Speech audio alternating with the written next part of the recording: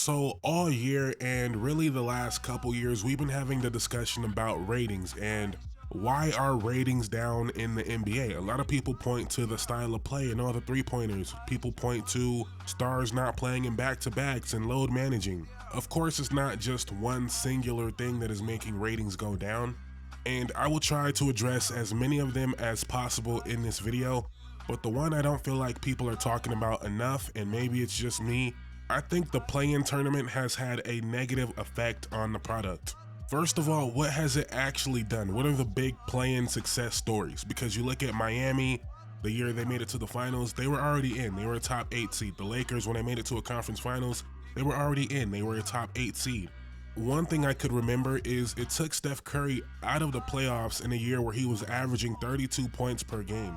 Now, obviously, you could say, Steph Curry, you were, what, the 7 seed or the 8 seed?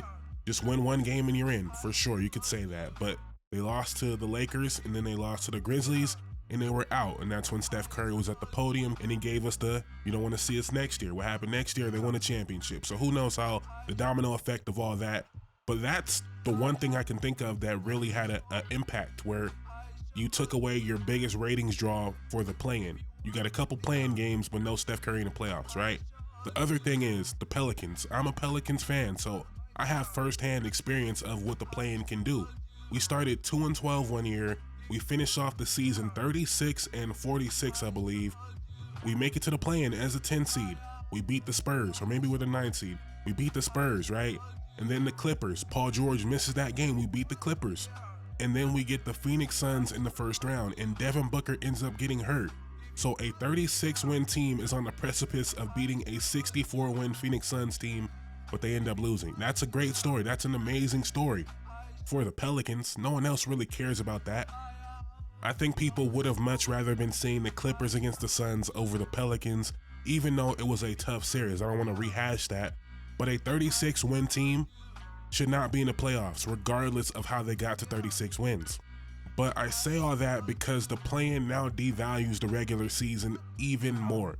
It devalues it even more. Maybe it makes the last couple weeks more entertaining because teams are fighting for a 6 seed now. And then you got teams fighting for a 7 or 8. And then you got teams fighting for 9 or 10, right? So that aspect makes it a little bit more entertaining to a certain extent. But it also makes these regular season games a lot less entertaining when you know worst case scenario, you still got a chance to play your way in. And I would say last year in the Western Conference, at least, it had more of a negative effect, right? It seemed like it was going to be leading up to this crescendo, but really it led to everyone just being complacent. We're in the top 10, right? Because you had the Warriors and Kings at 46 wins. You had the Lakers at 47, Pelicans, Suns at 49. All those teams were kind of battling it out. And then it became evident that the Rockets were not going to catch up to any of those teams. So it didn't turn out to be all that entertaining, where in a regular playoff format, you have the Lakers, Kings, Warriors, Pelicans, Suns, all fighting to make sure they actually get into the top 8.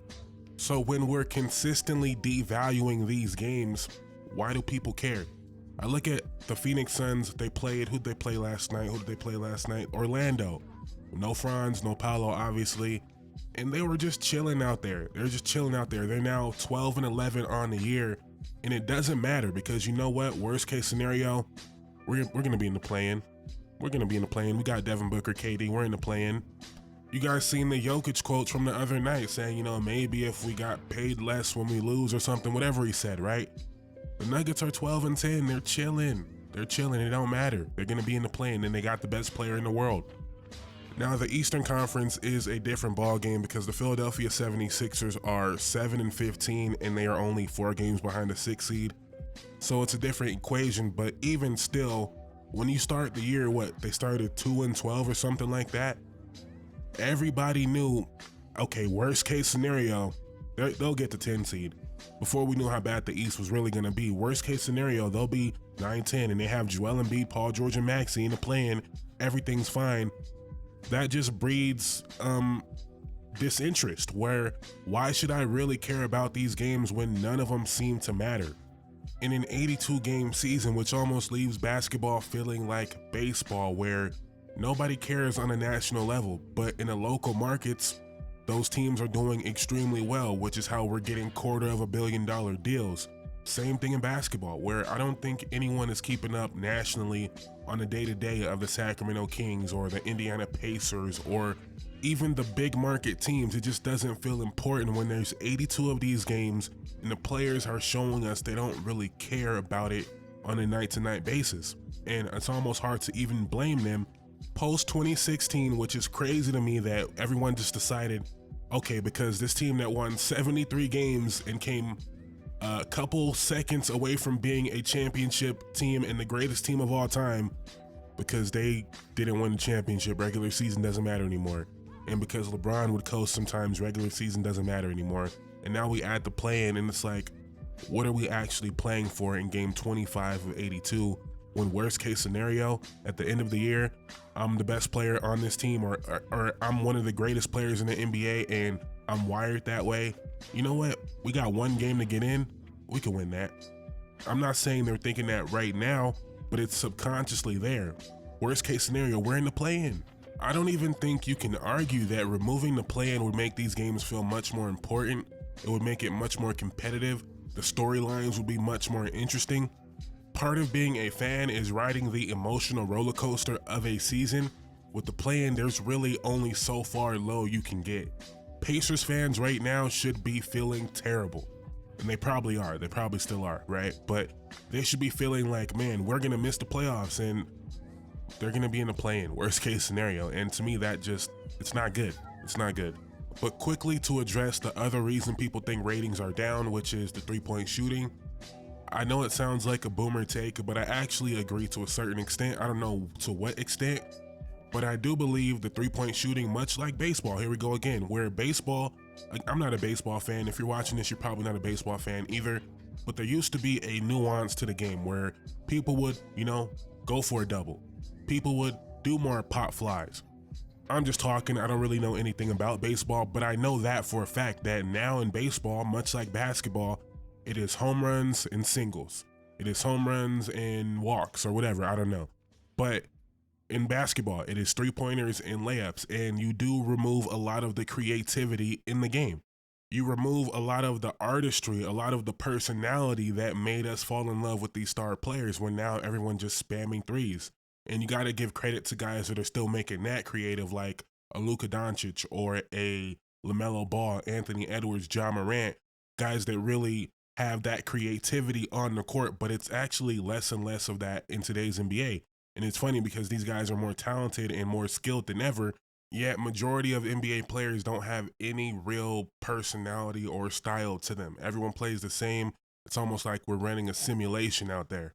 So yeah, that's just my opinion. I'm not saying I'm right. There's obviously more than one reason why ratings are down. People just generally not interested in TV like that. People are watching their YouTubers or streamers. I know for a fact I have people that watch my videos that probably don't even watch the games. And one more thing on the play-in point, maybe I'll like it more when the NBA expands because they're clearly headed for expansion. So maybe if they keep it 10 teams, but it's a 16-team conference instead of the 15, maybe that'll make it a little bit more competitive. Get the Grizzlies out east. I don't want to send the Timberwolves east. I don't know why. That just seems like such a Western Conference staple, even though they really haven't done anything in their time. But I want to keep the Timberwolves. Send the Grizzlies east. Send the Pelicans east. Put a team in Vegas. We know they're planning on that. Put a team in Seattle or maybe Mexico City. It seems like they're trying to do that. Whatever it is, make that expansion. We know we're headed to that. Maybe that'll change my perception on the play-in a little bit.